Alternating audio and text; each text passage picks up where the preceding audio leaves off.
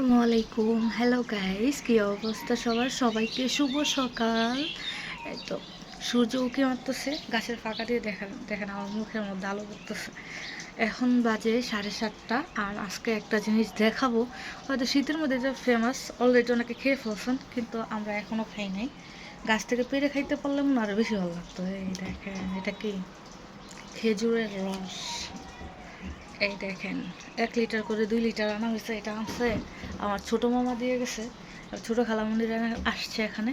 আবার আমাদেরও বলতেছিল অনেকদিন যাবৎ যে রস পাঠাবে, বাট আজকে ফাইনালি পাঠাইছে। এই যে, যদি গাছ থেকে পেরে খাইতে পারতাম তার বেশি ভালো লাগতো। আমার খালা আবার ফোন দিতেছে, ওদের ওদিকে গেলে আবার এই রস গাছ থেকে পেরে খাওয়া যেত।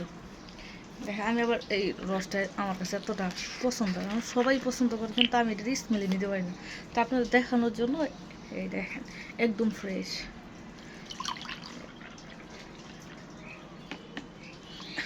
এই যে, কিন্তু এটার স্মেল আমি দিতে পারি না। এটা নাকি এখন নাকি এবার এই খেজুরের রস থেকে নিপা ভাইরাস হইতেছে, সাবধান সবাই।